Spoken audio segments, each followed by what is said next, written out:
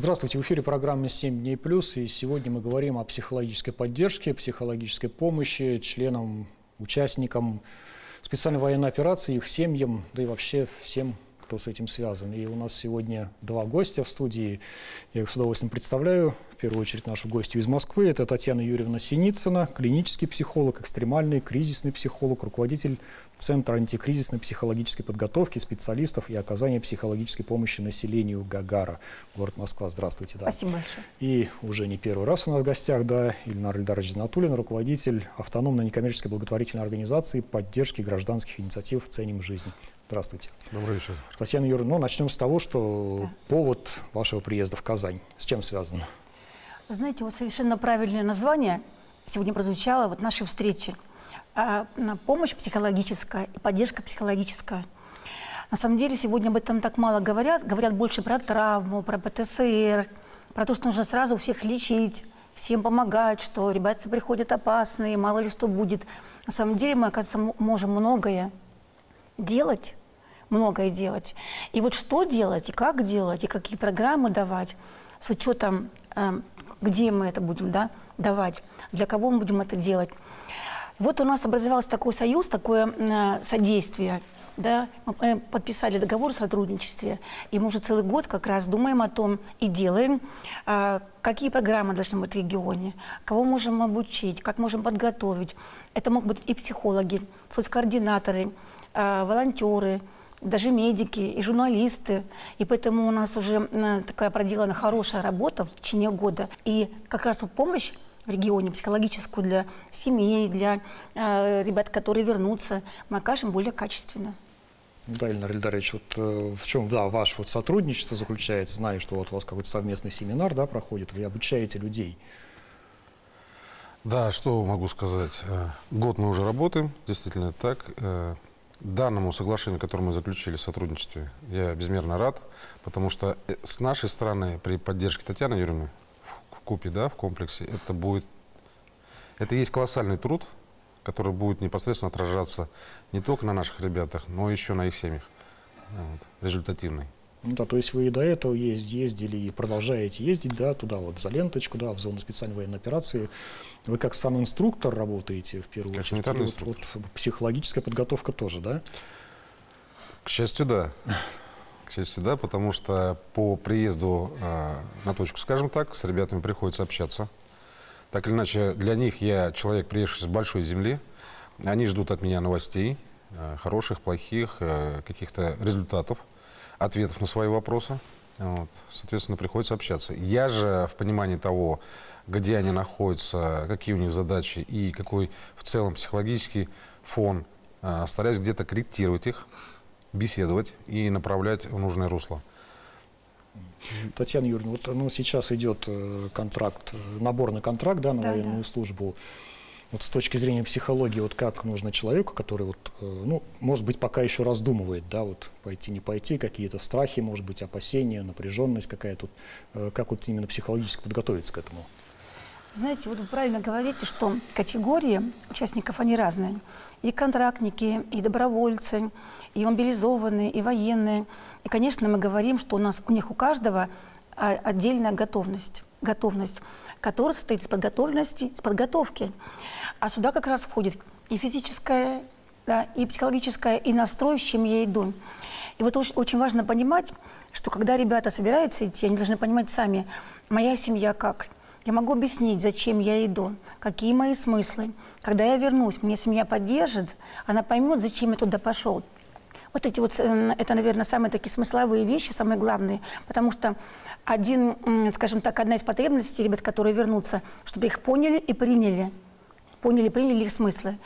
Очень важно, когда мы говорим о подготовке психологической. Знаете, вот сегодня ситуация плачевная в чем? Не очень здорово подготовленные у нас военные кадры, руководители, командиры разных рангов. У нас нет боевого... в этом плане, психологического? Да, нет боевого актива. Этот товарищ, который может отследить мое состояние и сказать: Тань, слушай, с тобой что-то не так, И опять же там на месте помочь. Потому что очень важно, когда мы говорим про конструктивный стресс, когда он боец, и когда ему дали оружие, и я мужик, я пришла Родину защитить, и когда у него еще все хорошо, А потом, когда случается что-то, он начинает ошибки совершать. Мину взять у товарища из рук. Он бы ее не взял. Но вот стресс-факторы войны таковы, да, вот эти операции таковы, что те стрессы эмоциональные, физические, средовые, они человека действуют, он начинает ошибки совершать.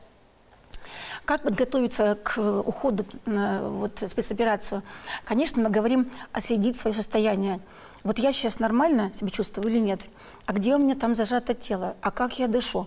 А даже посмотреть, если можно, на свое лицо, потому что симметрия лица показывает, что я неравновесен. Есть простые приемы регуляции себя. Вот то, что мы, ребят, вот им даем, это пробировано уже больше там, 25 лет лично мной в разных ситуациях. Мы можем сейчас вот так вот, я не знаю, на пальцах как тут объяснить, или это очень долгий процесс? Объясню. Смотрите, вот любой стимул, который действует на нас, это огонь, это вспышка, это звук, это сирена, это что-то. Это действует на наши органы чувств. Потому что я слышу, вижу. И первая оценка моя, да, как человека, для меня это опасно, жизненно опасно или нет. Если не опасно, я продолжаю свои дела. А если опасно, у меня включается механизм «беги, беги, лежи», механизм животный. Другого нам не дано. Но я могу побежать, а там дрон, а мне не нужно было бежать. Мне нужно было спрятаться, допустим, отсидеться, а я, наоборот, делаю что-то, да, чего не надо делать. И поэтому, во-первых, понимать, как я реагирую. А могут ли это понимать ребята, которые не были никогда в боях? Нет. Потому что пока я туда не пришел, я себе ничего не знаю вообще. Поэтому нам нужно... Хорошо, есть психолог, который скажет тип личности такой-то. А если он не скажет, хотя бы понимать, я вообще суетливый, я вообще какой-то заторможенный по жизни, я вообще более спокойный, я вообще могу там сказать себе: стоп, Вася, вот стоп, Вася. Вот что я сейчас чувствую? Кто знает? А я сюда всю свою боль вот на руку переключила. Вот мне здесь так больно. А кто об этом скажет? Мне должна быть минута. Поэтому, когда на нас действуют какие-то стимулы, мне должна быть минута, просто 1 минуту подышать, если такая возможность есть, 1 минута. И там спрятаны очень много хитростей. Посмотрите, как хитрости. Я делаю вдох, проговаривая слово «вдох» про себя. Смотрите, когнитивное воздействие на тело проговариванием. Вслух или... Да, я говорю: так, все хорошо, сейчас мы хорошо, у нас сейчас все в порядке, мы сейчас проведем нормальную программу, да. Это что? Мое слово. Слово проговариванием, правда же слово? Проговариваем. Поэтому, когда я проговариваю и делаю дыхательный вот этот вдох, и у меня еще есть 2 команды для себя. Я делаю выдох, проговариваю выдох, а он длиннее, чем вдох, это еще 3 команды. И на выдохе, когда я сжимаю живот, смотрите, я прилегче распрямила, у меня попал еще воздух в нижние отделы легких. И это получается 7 алгоритмов, которые я должна, проделывая минуту, не сбиться. А для нашей психики минута, когда я там что-то считаю, что-то делаю, да, это минута жизни. Потому что за минуту я на самом деле понимаю, что ни о чем не думал, кроме как вот выполнить то, что мне сказано. Проговариваю, да, дышу правильно, а если я делаю глубокий выдох, то я дышу животом, я успокаиваюсь. Алгоритмы, которые позволяют когнитивно воздействовать на вегетатику, на мое тело. То есть просто одно упражнение, которое мне помогает, да, улучшить дыхательную мою систему всю. А это что? Не потерять сознание, голова не закружится, не получить инсульт или инфаркт прямо там от того, что на меня воздействует всего одно дыхательное упражнение. И поэтому, когда у нас есть там возможность подготовить ребят, мы говорим: одно дыхательное упражнение, одно упражнение на расслабление напряжения. Я скажу: вот расслабьтесь, как расслабиться, а вот напрягись так, чтобы у тебя косточки побелели. Держи минуту, контролируй свою челюсть, чтобы она не зажималась, а через минуту сбрось, да, вот тебе расслабься. Если есть минута жизни, она у тебя будет, эта минута жизни. И таких упражнений много. Вот в мужской среде, да, тоже по себе знаю, что обращаться к психологу вроде как бы так проявление некоторой слабости такой вот. Ильнар Ильдарович, вот вы как считаете, да, вот все-таки вот, мужчине, да, вот обращаться к психологу, это надо себя перебороть. Вот, как вот этот перебороть, может быть, что вот пойти, да, вот мужчина, который, я не знаю, вот в шаге от смерти каждый день находится, да? Быть мужчиной и принять это решение. Я скажу больше. Я в последнее время общаюсь с ребятами, и они уже приняли этот момент, они адекватно это понимают, то, что помощь психолога необходима, или будет необходимо рано или поздно. То есть к этому сейчас относятся адекватно. И они рады и предполагают, то, что по возвращению их встретят, примет психолог должного уровня. Вот. Можно меняется. Да, да? да. Вот у нас Я работала в Крыму все лето, и в Луганск тоже ездила. И вот работала в Крыму. Спрашиваем ребят, нужна вам помощь психолога? Нет, не нужна. Мы же мужики, всего, да. Но через минуту он говорит, а знаете, чем я занимаюсь? А чем же? А у меня жена занимается гончарным делом. Я леплю из глины вместе с ней кувшины. А что такое глина? Это живая структура. И вот когда человек приходит с 3 типами реагирования с войны, есть 3 типа реагирования основные, а он хотя бы минуту-другую что-то делает руками, вот творчество, неважно, вышивает, играет в футбол, колотит скворечник для скворцов, копает огород, но с удовольствием. Да, увидеть, что какая грядочка-то получилась красивая. Вот этот вот инсайт, это переключение на творчество, это, знаете, та минута, которая дает тебе возможность полечить свою психику, построить новые нейронные связи, посмотреть на что-то другим углом, да, не сделать глупости какие-то. Вот пример еще. Парень без ноги. Мне психолог не нужен. Я адаптирован, я хожу, а через минуту говорит, я хожу, качаюсь в зал. А зачем ты качаешься? А вот свою жену на руках носить, жену на руках носить. То есть у него есть мотивация через спорт. То есть не все ребята понимают, что они сами себе помогают. Но очень важно понимать, что 70% ребят психика нам поможет, им поможет справиться самостоятельно при условии, что есть поддержка нормальной семьи. Что при условии, что их чествуют как героев. Что при условии, что им, если они ранены, дадут новый вектор какого-то развития, новый вектор работы какой-то, найти какие-то новые смыслы. Вот здорово, что все-таки мы можем, наша психика, себя восстановить. Это очень здорово. А помочь немножко, да, можно. Поддержка семьи, да, то есть это, очень наверное, важно, все-таки да. очень важно, да. Действительно. Вот ребята, которые, да, вас добавить что-то хотите? Да, Зуфар хотел добавить. На самом деле, я повторюсь опять же тому, что начал говорить, последние полгода тенденция наблюдается такая, что, вот, в частности, медик, который я готовил, да, у нас есть поддерживаемая обратную связь постоянно, периодически. Вот. И они мне уже запрашивают какие-то простые алгоритмы, которые они могут реализовать там с ребятами, вот, потому что момент страха, момент ступора, и вопросы задаются, как с ними работать, как привести их чувства. То есть запросы с той стороны идут. Понятно, что логистика сложная, и привести специалиста туда, это, во-первых, небезопасно, это сложно. Вот, и таким образом, вот, с Татьяной Юрьевной разрабатываем алгоритмы, и ребятам перекидываем, они доступны, они понятны в их ключе, находясь там. Работает. Есть такое понимание, вот понятие боевой актив. Да. Это ребята, которые, знаете, активисты, которые говорят, мне так интересно, но я хочу помочь своему товарищу. Помочь. Поэтому острая стрессовая реакция. Мужчина может там плакать. Оказывается, хотя бы одна слезинка, если потечет, он будет более здоровый. Если нет, если наоборот, если он не плачет.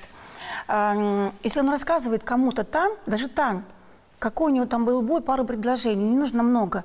Почему женщины дольше живут? Они как птички, там чирик, тому рассказали другому, да, поплакали. Вот именно это. Себя, да? Конечно. Поэтому виды поддержки. Какие есть виды поддержки? Там. И дома коммуникативные. Это руку пожать, обнять, сигаретку дать, подмигнуть, сказать какой-то анекдот, шутку. И важность вот этого всего, как раз мы вот говорим, ребята, мы должны помогать друг другу. Организационные, да, виды поддержки, там ротация, отдых, правильный сон. Почему важно спать, почему важно там все-таки пить воду по возможности чистую, если она есть, хотя бы понимать, что это важно, понимать важность процедур гигиенических, потому что даже если нет возможности лишний раз, но вот только появляется, нужно это сделать, да. И поэтому, а это из хаоса порядок. Из хаоса порядок. Дальше. Фразы ресурсные, которые поддерживают человека. Это очень важно. Там тоже нужно делать. Эти фразы давать. Ради чего эту минутку жить? Кто ждет тебя дома? Ты еще можешь там родить сына. Чему там тебе научил этот опыт сейчас? Что ты узнал сегодня о себе? Не потом, что будет с тобой 100 лет там в обед, а именно сейчас. Вот сейчас, вот здесь ты узнал многое о себе. Ты вдруг о себе что-то понял. Ты можешь помогать кому-то. И помощь кому-то, она более эффективна, да? Помогая кому-то, ты помогаешь себе тоже. Поэтому... Вот опять же, да, про поддержку семьи. Вот ребята приходят в отпуск. Стоит вот семье, там, жене, маме, там, детям расспрашивать, как там, что там, расскажи там про службу, я не знаю, где был, что видел. Знаете, вот есть такое словосочетание «причинить добро». причинить добро нельзя, можно причинить зло, да? Поэтому еще есть понимание, что нельзя выпытывать. Если есть такая минутка, вот откровение, вот знаете, как с ребенком, когда ему вечером сядешь ножки, подоткнешь одеялко конвертиком, это самая откровенная минута у ребенка, чтобы маме сказать что-то, что с ним было днем. Если жена найдет такую минутку, это может быть за чашкой чая, это может быть в бане, на огороде, не знаю, под кустом смородины, где угодно, да? Если она спросит там: Вася, ну как ты вообще, да? Не так, что расскажи мне, что там было, а как тебе вообще было? Если он захочет говорить, он скажет. Не захочет, нужно понимать, что мужчины стараются переживать это внутри себя. Я мужик, зачем я буду пугать кого-то? И опять же, знаете, есть такое понятие, что они все домой стремятся. Но когда они приходят, все-таки они понимают, что трудно объяснить какие-то вещи. Меня все равно не так поймут или меня не понимают. Это один из симптомов травмы на самом деле. Это вот тоже важно понимать, что и дать ему время, в отпуске особенно, адаптироваться настолько, чтобы, знаете, он отоспался, чтобы он отпарился в бане. Почему это важно?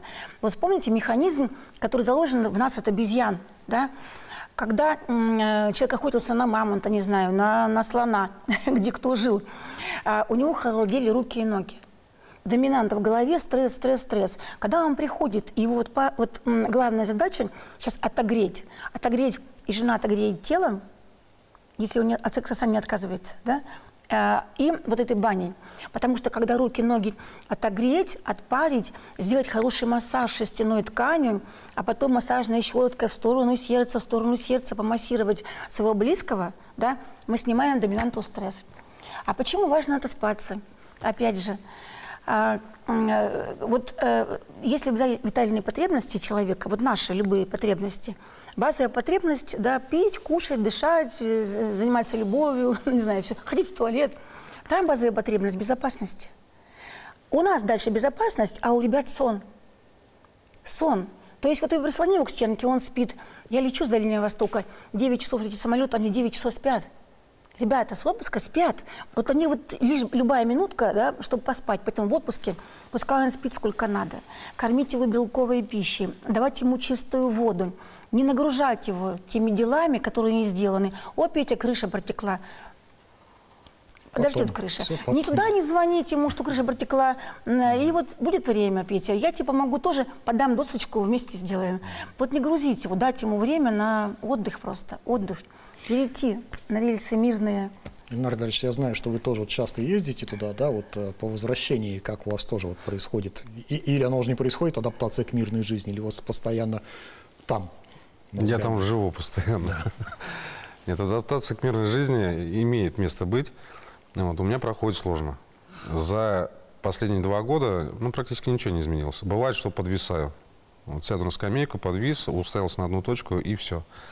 Вот. Проходит какое-то время, я даже его не помню. Опять же, те же хлопки и фейерверки, которые дети запускают. Вот. Передергивает, да? Передергивает. Да. Зима прошла тяжело, скажем так, для меня. В этот раз намного эмоциональнее, чем прошлая зима. Татьяна, вот тоже ребята много слышу, да, приезжают в отпуск и говорят: а что здесь делать, я хочу обратно туда, к ребятам. И они ведь будут возвращаться домой навсегда, то есть демобилизация, то есть победа в конце концов она будет. Вы знаете, важно, когда мы говорим про психопросвещение и профилактику, и даже с ребятами, которые уходят, и с семьями, которые ждут, или которые отправляют, или которые уже встретили, нужно понимать 3 типа реагирования ребят, которые приходят. Знать, что, во-первых, это может постоянно ситуация, которая не отпускает. И днем, и ночью какая-то история, 1 или 2 или 3, и участник СВО, он просто не может из нее выйти. То есть это постоянно вот картинка, которая вот она в глазах.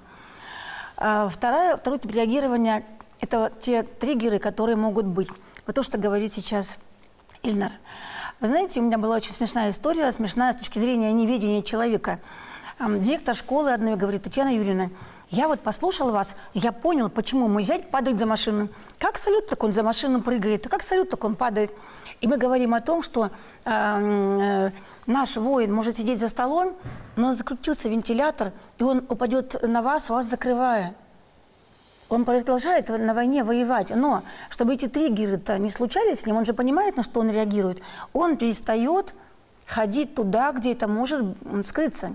А получается, что он обедняет свою жизнь, он в кино не ходит, он из дома не выходит, да, то есть там, а в доме тоже машинка стиральная может закрутиться, телефон зазвенеть, не знаю, салют за окошком, то есть все равно он не может избежать, по идее, этих триггеров, но он все равно избегает, и жизнь становится его беднее. И третье, с чем они могут к нам прийти, когда мы говорим про рефлекс четыреххолмия, когда сверхчувствительность на все, на разговоры чужие в трамвае, бестолковый, на громкий какой-то звук посторонний, на какой-то свет, который ярче кажется ему, чем другим. Он для нас не яркий, а для него он яркий. На прикосновение жены, матери. Да? Вот нужно понимать. И самое главное, нужно понимать, что ребята приходят, какие изменения в них есть. Мы видим айсберг. Ой, какой-то он стал отчужденный, ой, какой-то он стал неласковый, ой, какой-то он стал конфликтный, ой, какой-то он стал непонятный, да, там, молчаливый. А внутри-то, под этим-то, вот, под водой-то кроются все симптомы травмы. Но единственное, когда я говорила, что мы говорим о поддержке и помощи, а не работе с травмой. Почему? Потому что мы говорим, что ребята приходят с симптоматикой боевого стресса, и пока она не мешает жить человеку, не становится опасной, да, она потихонечку может рассосаться. Но симптомы-то мы должны понимать и знать.